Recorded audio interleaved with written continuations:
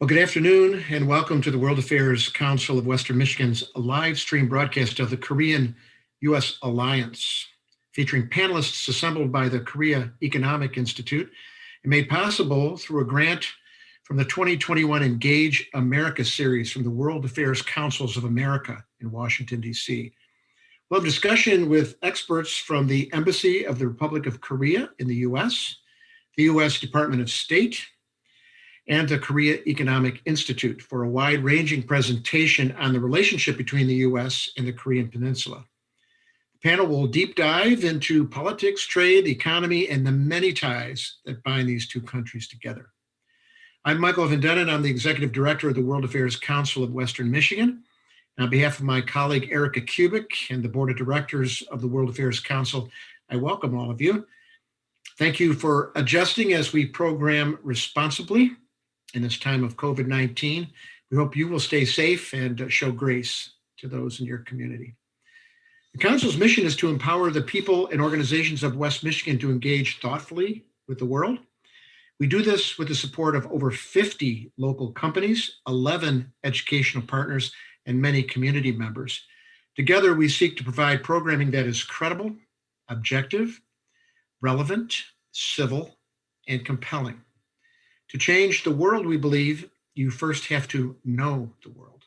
And you can learn more about what we do at worldmichigan.org. Our council is part of the 90-plus member World Affairs Councils of America. And as was mentioned, we are very grateful for the gift of an Engage America grant from our leaders and our mentors in Washington, D.C. And I know that they're with us today listening in on this presentation. Thank you. Our format today is straightforward. We'll ask our panelists to make some opening statements about the Korea-U.S. partnership, and then we'll open it up to you. We'll have a conversation with them about these relationships. You may type questions into the YouTube comments section, or you can text them to 616-308-6560. And we ask you to remember our house rules here at the Council. You can ask your questions respectfully and succinctly. Let me briefly introduce the panelists to you, and then I'll hand the program over to them. Representing the Republic of Korea, Mr. Sung-Hoon Park is First Secretary in the Congressional Section of the Embassy of the Republic of Korea in Washington. His previous post was in Libreville, Gabon. Prior to that, he was the ROK Exchange Diplomat at the Department of State as Country Coordinator for Australia, New Zealand, and the Pacific Islands in the Bureau of East Asian and Pacific Affairs Public Diplomacy Office. We welcome him. Representing the U.S. Department of State, Dr. Jennifer Brannon is a Science and Technology Policy Fellow with the American Association for the Advancement of Science and is currently serving as a desk officer in the Office of Korean Affairs at the State Department. She covers environmental, science, technology, and health issues. And prior to joining the department, Jennifer worked as a senior scientist at the U.S. Army Medical Research Institute of Infectious Diseases. And finally, representing the Korean Economic Institute is Mr. Mark Tortola. He's the vice president at KEI. He retired as a U.S. Senior Foreign Service Officer with the rank of Minister Counselor in September of 2014. His last posting was as Minister Counselor for Political Affairs at the U.S. Embassy, London. And previously, he has served as Deputy Chief of Mission at the American embassies in Seoul, Republic of Korea, Ulaanbaatar in Mongolia, and Reykjavik, Iceland. Welcome you all. We look forward to your insights. And let's start, Mark, with you. Welcome to the program today. Yeah, thank you, Michael. First, I apologize, we're a little bit late. We're several weeks late, but we're happy to be with you this morning. And I sincerely wish we were with you in person, so maybe we can do that sometime in the future. I'll start with a shameless plug. KEI is a part think tank, part public outreach organization headquartered in Washington, D.C. Our mission is to help promote mutual understanding between the United States and Korea. We were founded in 1982. If you'd like to read more about what we do or read more about Korea policy issues, I'd refer you to our website at keia.org. This Future of Korea program, in which we partner with the World Affairs Councils of America, is intended to help us be more in touch with the United States outside of Washington, D.C. So we're happy to have that opportunity. Another way we do that is through our university programs. Before we turn to our two main speakers, Pak Sung-hoon from the Korean Embassy and Dr. Jennifer Brandon from the State Department, let me set the scene just a little bit. I'll mention three things. First, where does South Korea fit in the world? Second, what do we expect to be different under the Biden administration? And third, what are the main issues in the U.S.-South Korea relationship? I'll just spend a few minutes on this, just ticking through them. First, how do you think about where South Korea fits in the world? Well, one way to do that is to think about which countries in the world are both big and rich. Now, there are countries that are big in population, like Russia or China or India or Indonesia, that have large populations but relatively small per capita GDPs. Then there are countries that are wealthy in terms of per capita GDP, but small in population. So Netherlands, Norway, Brunei, you can think of others. But how many countries are both big and rich? If by big you mean 50 million people or more, and by rich you mean a per capita GDP of $20,000 a year or more. If that's the criteria, there are only 7 countries in the world that fit. 4 are in Europe, the UK, Germany, Italy, and France, which shows that Europe still matters. Outside of Europe, only 3 countries in the world are big and rich: the United States, Japan, and South Korea. So South Korea is actually part of a very elite group of countries. Okay, second, what difference will it make this new administration in Washington? It's just started, of course, but I think we see 3 things already. One is return to traditional alliance relationships. The administration has said that its first priority is to restore and refresh our traditional alliances. They've had some rough times in the last few years. Second, there's a turn to multilateral and international organizations. That's different. So the Biden administration has said that it intends for the United States to be fully active in and with NATO, United Nations, OSCE, OECD, the World Trade Organization, and supporting the European Union. That's a departure. Plus, there are even some new ones that are emerging, such as the Quad relationship. That's the United States, India, Japan, Australia. So look for these organizations to becoming more important. Third, there's a return to values diplomacy. New emphasis or re-emphasis on democracy, human rights, rule of law, honoring international commitments. This sounds like a return to the past, but it's not. And the clock is not being turned back. Too much has changed in the last 4 years to make that possible. One is that the post-pandemic global economy is going to be different. One way to think of it is we're moving from a just-in-time economy to a just-in-case economy, where stockpiles and sources are going to become very important. Second, the line between economic policy and national security policy is blurring. So now we consider protection of supply chains and the security of digital networks to be as important to national security as aircraft carriers or tanks. So this is a difference. And finally, in the last 4 years, in our absence, the world has actually moved on. So in the Indo-Pacific, Australia, Japan, and even India have taken on leadership roles in the Indo-Pacific region, which we'll need to accommodate. And China has become less cooperative and more aggressive in the past 4 years too. Another thing we'll have to deal with in a different way. Okay, so finally, what are the issues on the U.S.-South Korea agenda? I mentioned 5 in no particular order. First, North Korea. There are 2 tracks of diplomacy. One is the U.S.-North Korea track, and one is the North Korea-South Korea track. We need to have those coordinated. Unless we're in close cooperation, it's going to be hard to get North Korea to move in the right direction. Now, the good news is I saw this morning that President Biden and President Moon Jae-in of South Korea just had a telephone conversation where this was addressed specifically, and they've agreed to coordinate on North Korea. I take that as very good news. The second issue in the relationship is burden sharing. This refers to the amount of money South Korea contributes to the presence of U.S. forces on the peninsula. This has been renegotiated every few years for decades. It's not a new issue. One thing that was different in the past few years was that the Trump administration tried to increase South Korea's contribution by multiples. It was a radical break from the usual way of negotiating these costs. Now, first, South Korea already pays a lot for the presence of U.S. forces on the peninsula, almost $1 billion a year. So they're contributing already. The question is how much more they ought to contribute, and that'll now be negotiated.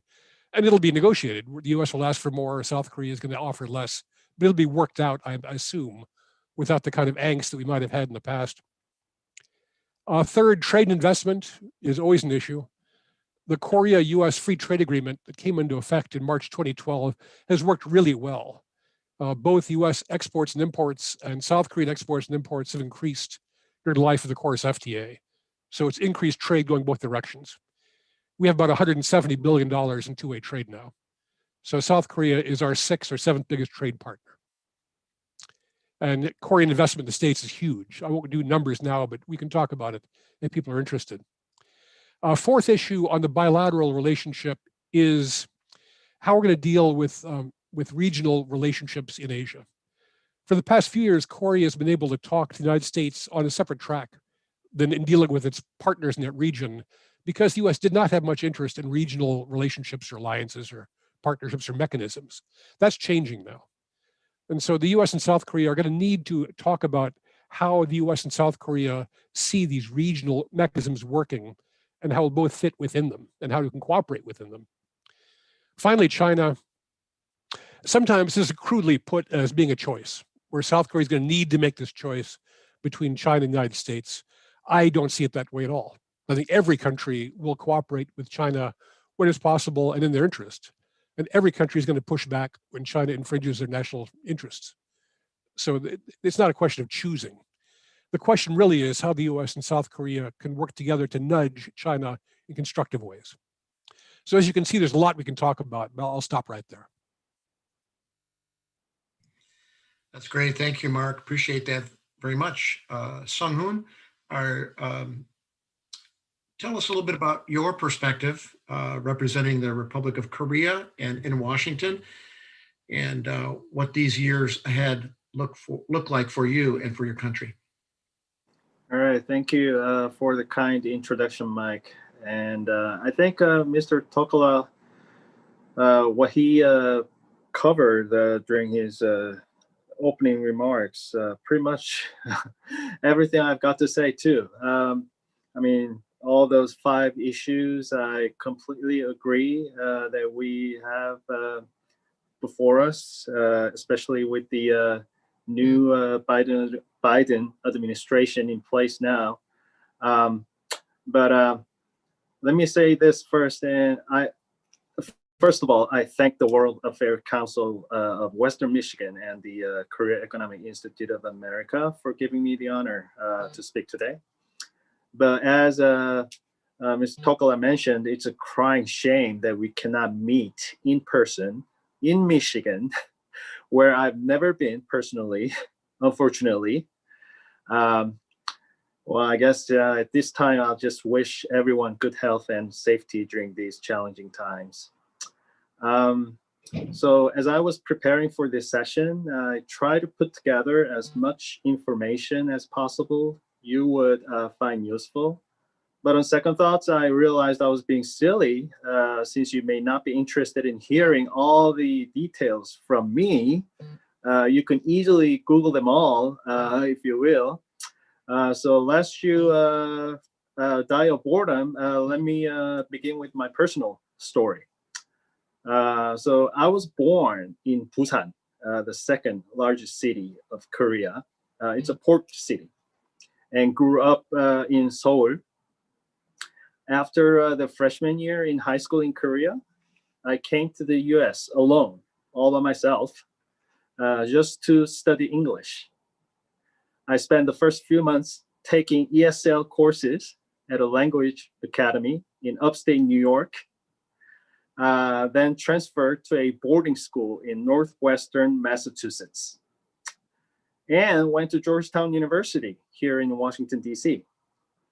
But I could not finish college here as my parents became unable to afford the tuition due to the financial crisis in Asia during the late 1990s. I went back to Korea, hoping that I could have a career in foreign service. So you can imagine how excited I was to be back in the US in almost 20 years, I would say. I am humbled by my assignment at the embassy and always happy to contribute to the Iraq-US alliance. That said, now to the boring part. Let me quote a passage and see if you can guess who said it. Quote, I welcomed America's return in the midst of mounting global challenges such as COVID-19, climate change, and economic polarization. We pledged to further upgrade the Iraq-U.S. alliance, an alliance that is anchored in shared values. We will always stand together as we work for peace on the Korean Peninsula and tackle global challenges. We go together. End quote. So these are President Moon Jae-in's tweets from yesterday on his first phone call with President Biden. In my opinion, these four short sentences well describe the current status of our alliance too. That is, the 7 decades long Iraq-U.S. alliance is no longer just about resolving the North Korean nuclear issue. Rather, based on our common values such as democracy, a free market, and human rights, we have evolved into a comprehensive strategic alliance. In 2014, we sent our medical experts abroad for the first time ever in a coordinated response to Ebola with the United States. Last year, we donated hundreds of thousands of masks to the American people across the country. And Dr. Fauci recently had a VTC with his Korean counterpart to discuss ways to coordinate our responses to COVID-19. And I don't think I'll go into details about BTS, the movie Parasite, etc. That has a huge following in the US as well. All right. So you may have heard that the Iraq-U.S. alliance was forged in blood in the wake of the Korean War. As such, our alliance initially focused on military and security aspects, with us being the main beneficiary. But then Korea achieved such rapid economic growth over 30 years, and our two countries even signed the Chorus FTA, which took effect in 2012. Plus, there are currently about, if I'm correct, 2.5 million Korean Americans living in the US. And we have 4 Korean American members of Congress as a result of last November's elections. The number of Korean students studying in the US is trailing only Chinese and Indian students. But one should bear in mind, as Mr. Topola also mentioned, Korea's population is just over 50 million. All right. Of course, we're in urgent need of addressing the North Korean nuclear issue and establishing permanent peace on the Korean Peninsula. One may argue that we have not seen much progress since the Hanoi summit in 2019. But this is partly attributed to the fact that North Korea had to deal with COVID-19 too, as well as devastating typhoon last summer. We would never expect any progress to be low-hanging fruit. After all, our two Koreas have grown into completely different societies over the last 70 years. And any progress toward peace on the Korean Peninsula must be accompanied by complete denuclearization of the Korean Peninsula. As the Biden administration is currently reviewing the Trump administration's North Korea policy in an effort to craft its own strategy, I am confident our two governments will work out a closely coordinated plan soon. So I'll stop there. And as a working level officer at the embassy, I'll try to answer any questions from the audience to the best of my knowledge. And I look forward to further discussions. Thank you. Thank you very much, Sung. Appreciate that so much. Jennifer, it's great to have you with us, representing the State Department and a virologist.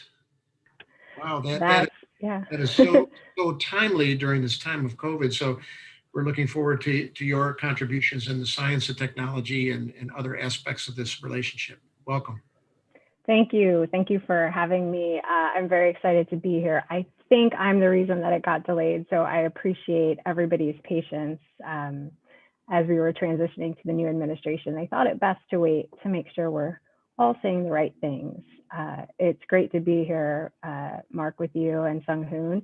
You stole some of my best lines, so maybe I'll talk not quite as long. I'll give you a little bit of my background. I have a PhD and I worked for over a decade as a virologist. I actually worked with Ebola virus. So 2014 was a pretty big year for us where the whole world kind of learned this little thing that we worked on that nobody knew about. And I was actually really excited when I started at the desk and really started learning about the way the United States and Korea had worked together during that outbreak. And that's cooperation that we've seen continue through today. So I'm a science policy fellow, and the idea, it's the American Association for the Advancement of Science. They put out the magazine Science, and the idea is to give scientists a chance to see how policy is made or not made, making the sausage as they call it, and also to hopefully let government benefit, not just from our expertise, which has turned out to be really important this year in a way, I certainly did not expect to use it, but also just the way scientists work, our critical thinking skills, and try to move towards evidence-based policymaking, which I think here in the United States, we can see is something that can be really, really important during a pandemic. And I look forward to talking more later and answering any questions about how the Republic of Korea really learned from their previous experiences with SARS and MERS and developed evidence-based legislation and policies that allowed them to really excel at controlling the pandemic in their country in a way that a lot of places in the world haven't. So I am looking forward to talking about that a little, but I will, just talk a little bit about our alliance, which, as Sung-Hoon says, is often said to be forged in blood. And we call it the linchpin of peace and prosperity in Northeast Asia and across the globe. And we were very excited that President Biden and President Moon got to speak last night. Our new Secretary Blinken, he spoke with Foreign Minister Kong as one of his first 4 phone calls. So I think it's really clear the importance that this alliance plays in the United States. It's not just, as Sung-Hoon said, a military alliance or a security alliance. It's really evolved. We have incredible economic ties, trade, technology, but the heart of the alliance is really the people-to-people ties. And that is something else that was really evidenced throughout the pandemic. There were, donations of masks. The Republic of Korea helped facilitate the United States obtaining tests at the state level, at the city level, at the county level. There were some great stories that came out of it. There were a lot of sister city donations. And my favorite story was that of a former Peace Corps worker in upstate New York who, had been pretty much stuck in her house throughout the pandemic, who received a care package from Korea as a thank you for her work in Korea in, I think maybe the 1950s or 60s. And it contained masks and some other, pandemic related necessities. And I think that's just a great example of the relationship and just how it, can transcend the decades, and how this woman and the Korean people still felt so strongly about one another and still had that shared bond and that affection. And so I'm always excited to get a chance to do this because I'll be honest, as a scientist, not in the least bit involved in the world of foreign policy, I didn't know a lot about the Republic of Korea. And I think that this program is really important because, yeah, we can't become a community until we really know about our neighbors all around the world. And I've really enjoyed my time at the desk. So I will just briefly touch on, and I'm sure Sung-Hoon can answer these questions too, but I'll just briefly touch on the COVID response in Korea, and then I can answer any more specific questions about that later. So the United States and the Republic of Korea diagnosed their first COVID-19 case on the same day last January. And you can see, two very different stories. Now, obviously, the countries are different. Not everything is comparable. But what happened in Korea is based on their experience with MERS, they had changed legislation that would allow them to respond better in a future pandemic. And they were able to jump into action. That last week in January, the government brought in biotech companies and said, we need tests, and helped push that forward. And I think that right there is probably one of the best examples of what Korea got right. And we know in the United States that early on in the pandemic, through a little bit of bad luck and not having the same history and preparation I think that Korea had, we didn't have that experience with MERS. Testing was one of our biggest issues. And so that allowed the ROC to control the outbreak in a way that a lot of other countries haven't been able to do. And so massive testing and then contact tracing, where they've really taken advantage of technology. And I think that's an interesting discussion that we can get into. And then isolating, quarantining, and treating, and our knowledge on how to do that increases all the time, has really allowed the ROC to control the pandemic and allow life to go on. It's a new normal, right? It's not the same. And they've developed, even throughout the pandemic, they've revised the strategies, and they have different stages of, pulling things back if cases go up. And so I think that I look forward to further cooperation. You mentioned Dr. Fauci speaking to his counterpart. I have to say I'm very excited that the world loves Dr. Fauci as much as we do. And I think that we have a lot to learn from one another, and we've been cooperating in the health arena for years, and I look forward to that continuing. So I won't belabor any of the sort of talking points anymore, because I'm really excited to get into the questions. But thank you so much for having me here today, and I look forward to the discussion. Thank you, Jennifer, and thank you all. It's set the table quite well. And just want to remind those who are on the call right now that you can type into the YouTube chat column to let us know your question, or you can text to 616-308-6560. Either one of those things will be available to get to us. And the first question's coming up, and we were just talking with Jennifer. It's on COVID-19, so we might as well stay. It's on our minds. But in the U.S., so much of the conversation seemed to be a battle between opening up economic interests versus public health interests.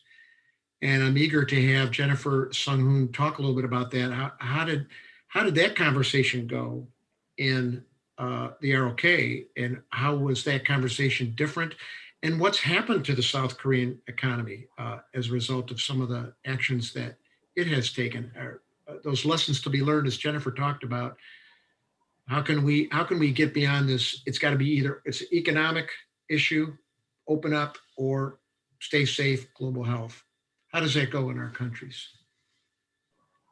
Sung-Hoon, do you want to go first and talk about the conversation in the Republic of Korea? Sure, yeah. So like Jennifer just said, Korea was one of the first countries to be hit by COVID. We witnessed explosions in number of cases in late February, latter part of August, and early September. But we're able to flatten the curve somehow. And again, guided by our past experiences with MERS and SARS, We have firmly adhered to the principle of openness, transparency, and civic engagement from the very beginning of the outbreak. One might say you have the IT infrastructure, you have universal health coverage, and I mean, basically you have all the ingredients to be successful. But I think, I mean, we think the most important element here is the public's trust. So crisis response can be successul only if you're faithful to the fundamental values of your country. And for us, those fundamental values of our vibrant democracy are openness, transparency, and full government accountability. So since then, we have responded to sporadic cluster infections and the evolving nature of the virus by quickly adapting and fine-tuning our countermeasures, control strategies, and preparedness. We implemented innovations such as drive-through screening station and non-face-to-face healthcare services in order to focus on the 3 T's. I'm sure, Jennifer, you're familiar with this, but 3 T's meaning testing, tracing, and treatment. It almost has become our slogan or something. I mean, you know, as different parts of the world experiment with different policy combinations, the crisis has triggered, you know, calls for global solidarity.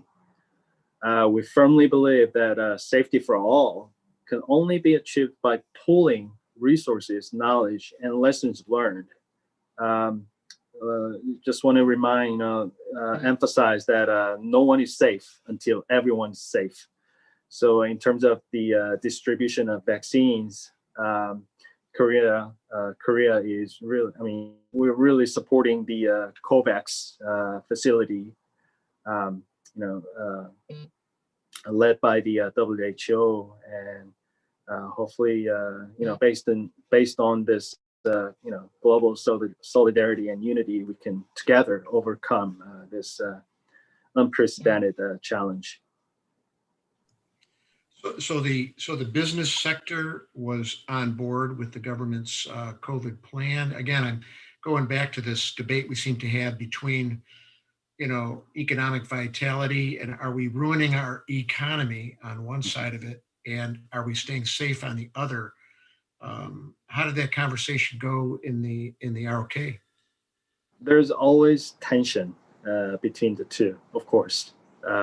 Whenever cases rise, increase, the government immediately takes actions, right? Sometimes we'll impose restrictions on, business, operation hours as well.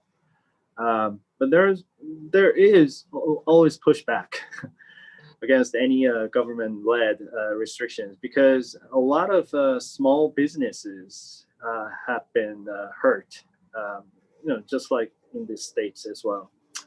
So there's tension there, but I guess to go back to the public trust part I mentioned, still, I believe most Koreans try to follow the government's guidelines and for the public good. We're again 50 million populated nation. So if we can stick together just at once, then we can make things different. So that's the kind of effect we're expecting. There's no one-sided solution. That tension or controversy will go on, but it's just a matter of adjusting to each and different time, I guess. Yeah, thank you for that.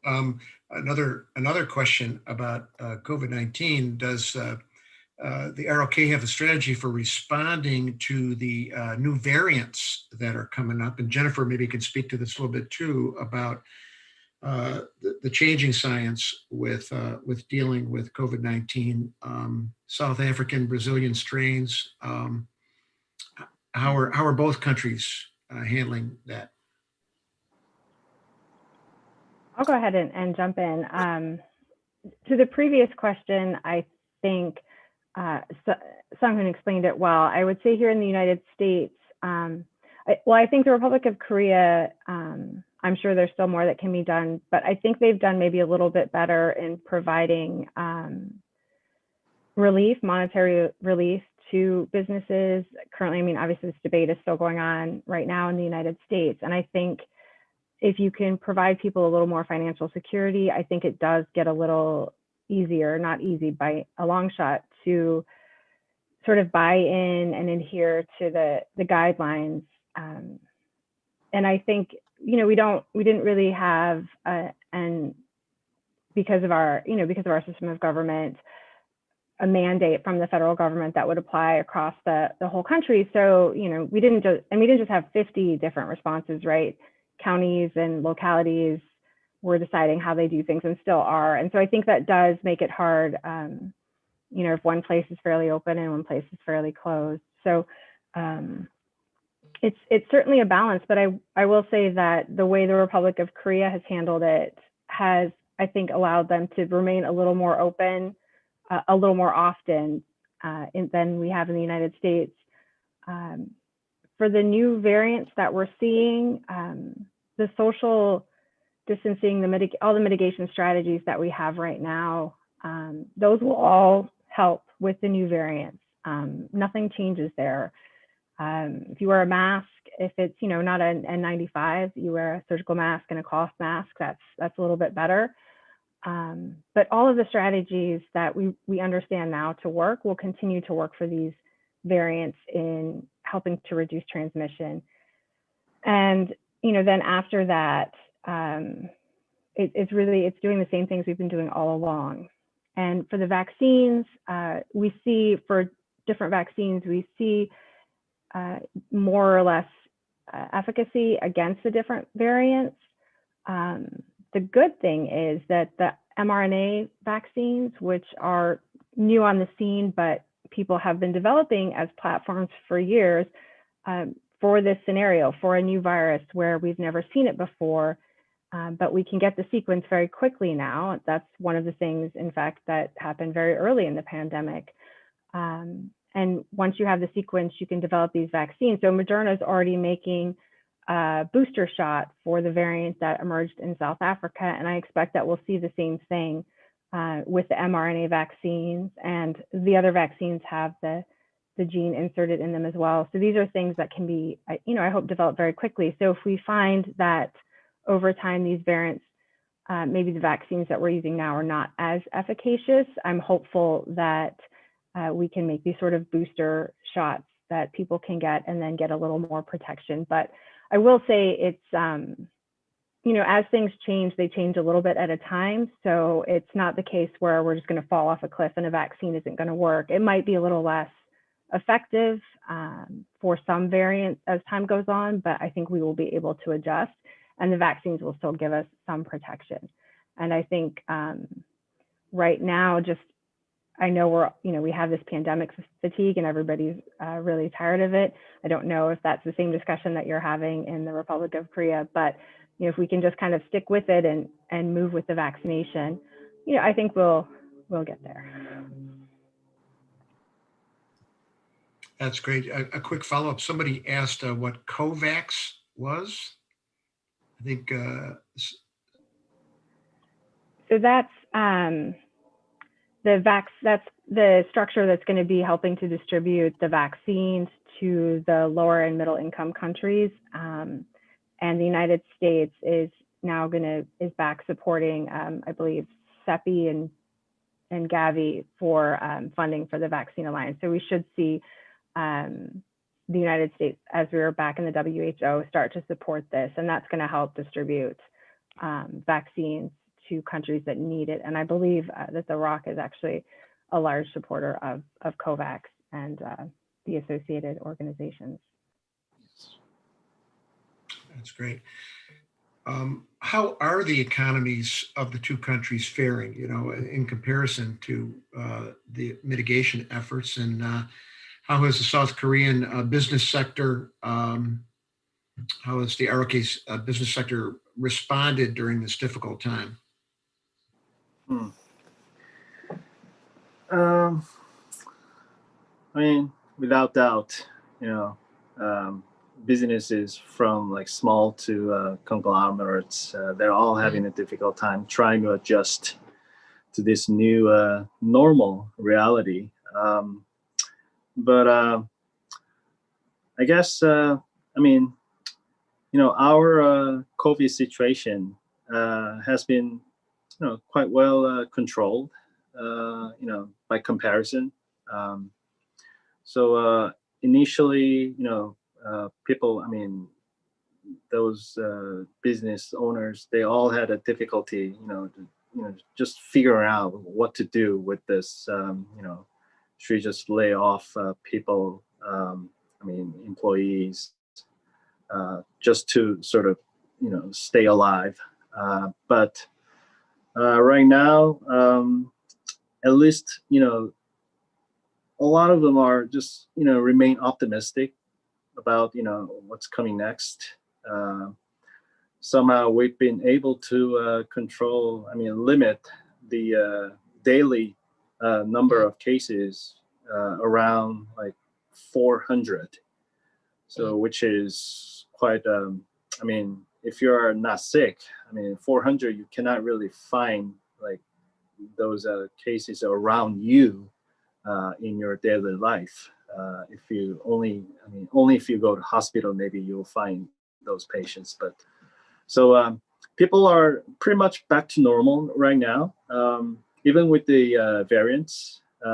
Because to what Jennifer mentioned about the variants, I guess the Korean people, they're just so used to wearing masks from the very beginning, even before the outbreak of COVID. That may count as a difference, because I didn't realize here Americans don't really wear masks when they catch cold, but in Korea, if you catch a cold, like you'll see so many people just wearing masks. They believe that helps, that helps them, have protection from like viruses as well. And also, they don't want to spread the virus in the community. So, back to the business sector. Right now, I don't really, see many like horrible stories that much, but I'm sure a lot of them have having a difficult time. But at the same time, again, we just keep our hopes up and try to do our best to survive. Mark, you had a follow-up to that? I can just chime in briefly. The South Korean economy has been negatively impacted by the pandemic, but not as much as other countries. So over the past couple of quarters, South Korea's growth has actually been the highest in the OECD. It's partly because of the structure of the economy. Things that South Korea produces, like displays, televisions, computer screens, smartphones, and semiconductors, are still in very high demand. And partly because South Korea is so tied to the Chinese economy. It's their biggest trading partner. And China's done pretty well, actually, economically. So South Korea has not been hit as much as other countries.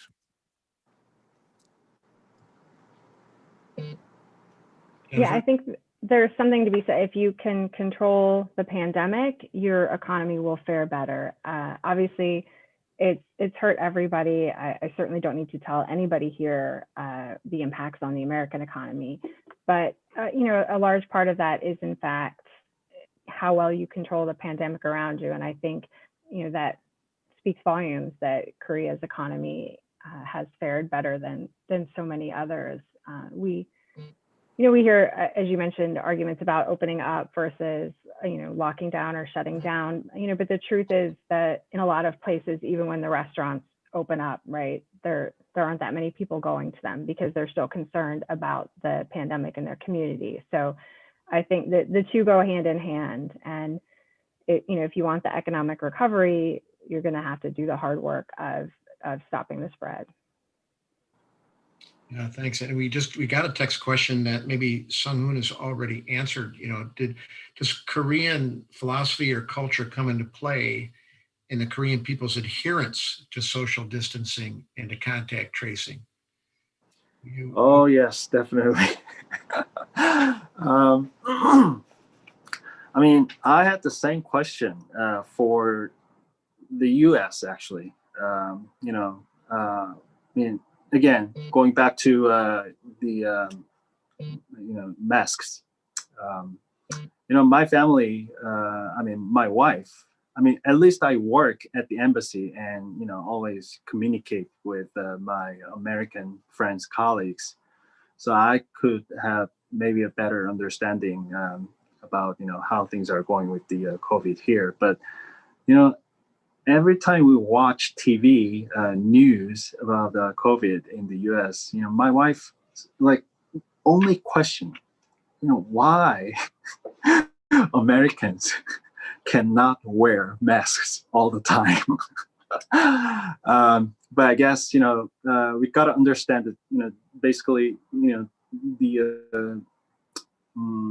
I would say maybe ideological differences as well, our values, because again, the Korean people, we're more like I mean, leaning toward collectivism in a way.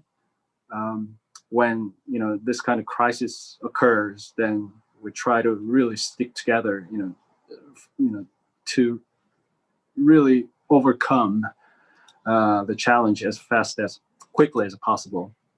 I mean, not that Americans don't care about the crisis or anything, but just the I guess perception, or you cannot expect the central government to impose unilateral measures to do this and that. I guess that's just different concept we have two peoples have here. So for Koreans, I guess if the government says, okay, here's the guideline, please, abide by them for the good of all of us, then we'll just listen, basically. But here in the States, I guess, there are always, divergent views. I mean, which is just what makes the U.S. the U.S., right? So completely understandable, but I guess there's that difference, maybe, which can explain, why we are, again, different. Yeah, thanks for that. Mm-hmm. Question that any of you can pick up if you'd like. In what other ways does the ROK see themselves as a leader in the region and the world, besides the great response they've had to COVID-19 and in that regard? In what other areas do they see themselves as a regional and a world leader?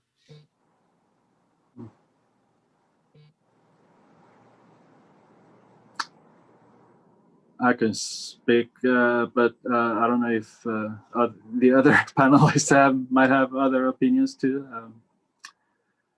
I mean, during my opening statement, I decided not to go too much into the so-called K-wave phenomenon. I guess that's something we can, maybe point out as, part of our soft power, in a sense. To be honest, even I do not know all the members of BTS. All right. I mean, seven boys. I mean, how can I remember all the names? But I know there's a huge following here in the States, and the movie Parasite, that's they made an unprecedented achievement here too. I guess, I mean, more than beyond my imagination, our culture may appeal to the American people. So that's, I guess, the first thing that comes on my mind.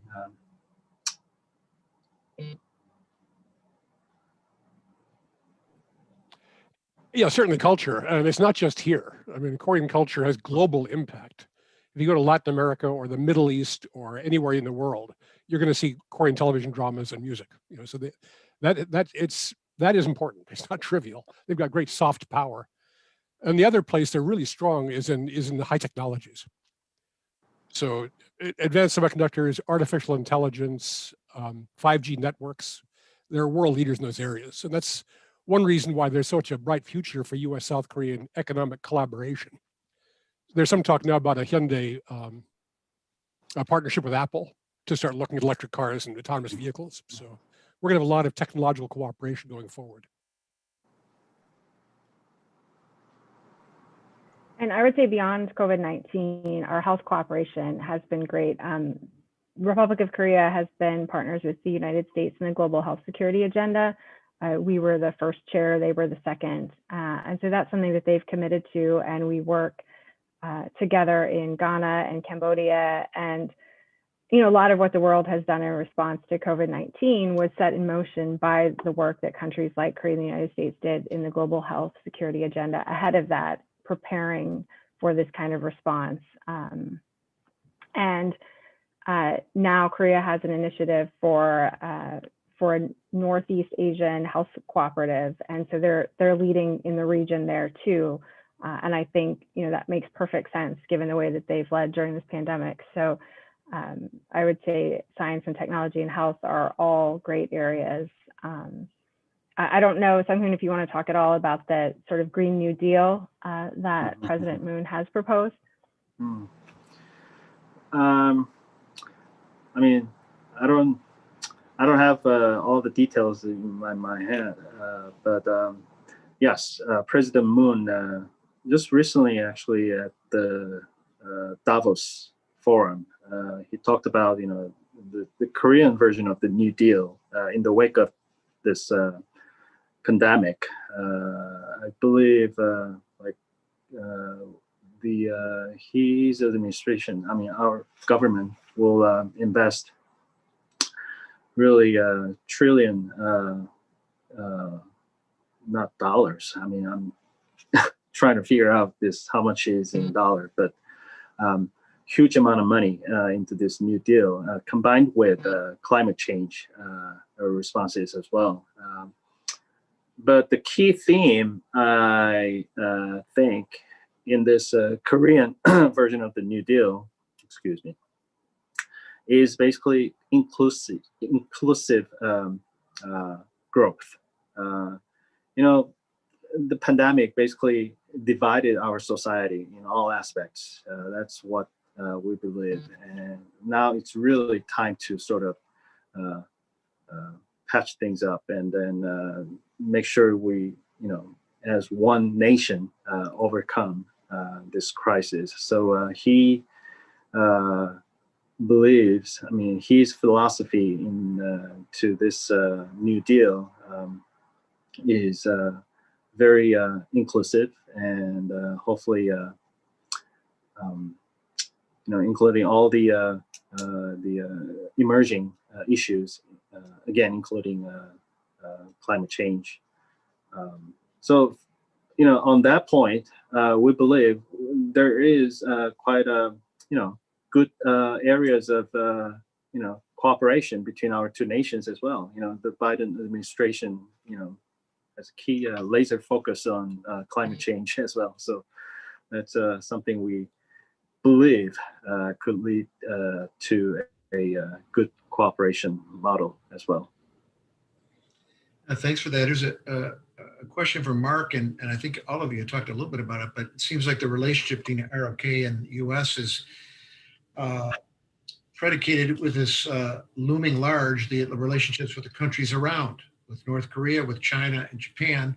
And specifically, the question, Mark, was about the prospect for reversing deterioration in the Korean-Japanese relationship and what the new administration might do to help with that.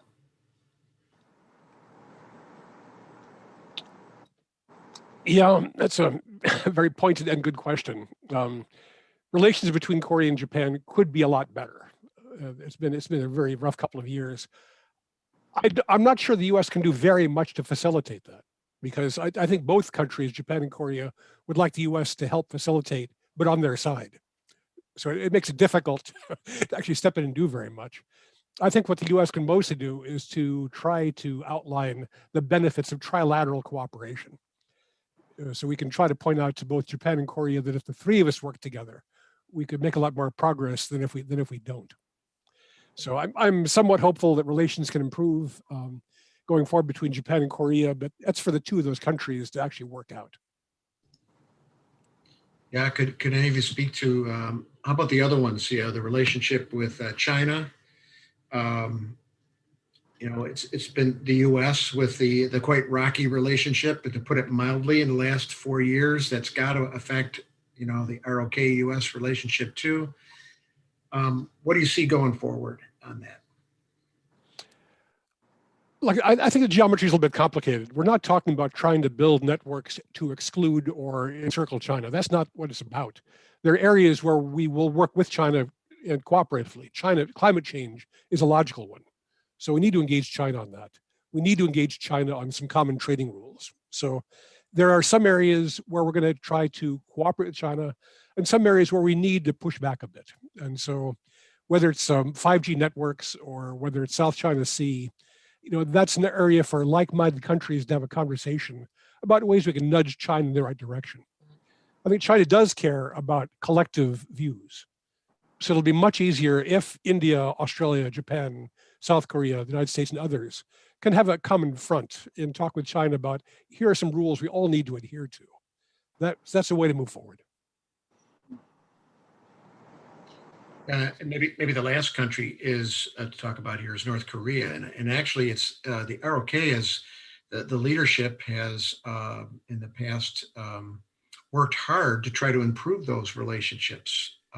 Has not gone nearly as far as hoped, but obviously the U.S. North Korea relationships have not either. Um, as far as the ROK relationship with North Korea, what do you expect in the next few months in the year in terms of initiatives? Sung-hoon, can you answer that one? Oh, yeah, sure. So, I mean, there are two regarding, the peace on the Korean Peninsula.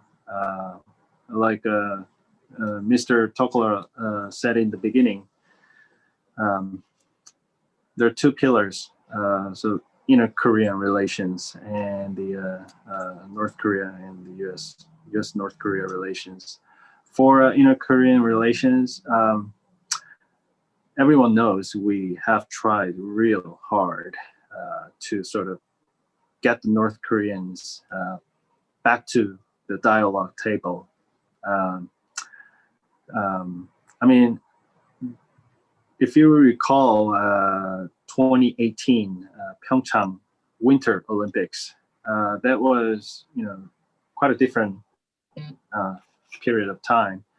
Just before the event, we really pushed hard. I mean, pressed hard to persuade North Korea to sort of come out. Then on that occasion of the Olympics, and they did, and they sent the team, and all of a sudden, there was a series of talks that followed the Olympics. So I mean, sometimes there's sort of unimaginable events happen. But then, we been through several summits between, North Korea and the U.S. and inter-Korean summits as well. I guess right now, it's true that North Korea is not responding to our sort of overtures. We're trying to help them, in the humanitarian areas, but even that is not being accepted at the moment. So I mean, this is really I mean, it's a pause. I mean, stalemate in a way. But President Moon is not giving up.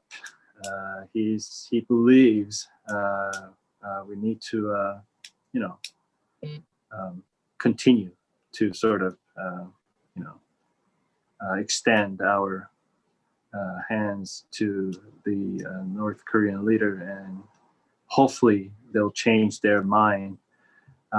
But the thing is, the trouble is, you know, it's really difficult to come up with a good message or idea, you know, that can be palatable to North Korea, so that they can again have interest in getting back out. But I think with the Biden administration, this is definitely one aspect we need to work together on. And I believe, you know, yesterday's phone call between the two leaders also touched upon this particular aspect as well. So hopefully the dialogue resume, but you know, no one can fully predict what North Korea will say about, you know, any offers from the outside world. So we'll have to see. Yeah, frustrating, but necessary to continue to look for a way, right? Mm. Thank you, panelists, so much for being with us. Our time's about up. I did want to give each of you one more chance to say, give our listeners some guidance. If they're going to take a hard look at the ROK-U.S. relationship in the next year, what would be one thing that you think people should keep an eye on as the two countries develop alliance and the new administration comes in? Could each of you just give one thing that you think we should really keep a close watch on? Jennifer, maybe I could start that with you. Sure. I think as we place more emphasis on alliance relationships, I would really look for the ROK to lead in the region, particularly from the health and technology standpoint. I think that now that we are talking about climate change again, I think that's going to be an area that is going to be ripe for cooperation, and I think that's going to be an area where we're going to have increasing economic ties. And then I would also say for the trade relationship between the United States and the Republic of Korea, which is excellent, as I believe Mark mentioned earlier, I would look for us expanding from just sort of focusing on a goods trade and moving into things like digital trade. So I'm excited to see where the relationship goes and to see the ROK sort of step forward as a leader in the region and around the world, particularly in the areas of health and technology. Great, Mark.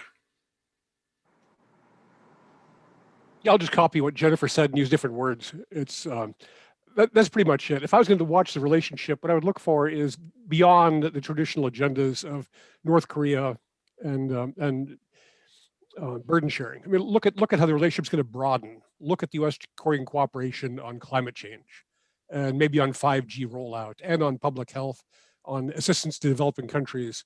I mean, look at the width of the relationship. I mean, the U.S.-South Korean relationship is an old one, but it's evolving, and watch how it changes. Great. Sung-Hoon? I'm representing Korea, so if you talk about the next 1 year, then definitely we'll have a keen interest in, you know, what the Biden administration, I mean, what kind of a strategy the Biden administration will come out with. I mean, in terms of you know, its policy toward North Korea, because I mean, Secretary Blinken also specifically mentioned that this new administration is already reviewing the policy across the board, you know, try to look at what tools the U.S. has, including like sanctions, coordination, cooperation, and diplomatic incentives, and etc. So, you know, I mean, that's the reality, you know, that we're facing because we're right next to the north, and you know, we're just really eager to see how that will unfold. For sure. And we'll all be watching closely with you and wish for the best that these two countries, longtime collaborators and partners, can deepen their relationship and broaden. I love that phrase that you've all used, broaden that relationship into more areas. It seems wise for both countries and wise for the world. Thank you, three of you, for being with us. And we continue to provide programming for you during these days of physical distancing. On Monday, February 8th at 6 p.m., we launch our 2020 Great Decisions Series, 8 straight weeks of international conversations on Monday nights. And we're going to start with Suzanne DiMaggio, a senior fellow at the Carnegie Endowment for International Peace. She's going to talk about North Korea getting diplomacy back on track. You can go to worldmichigan.org/Great Decisions 2021 for more details on the series. Thank you again for joining us. We appreciate you being with us. Stay safe and well, and we encourage you to keep striving to be world aware.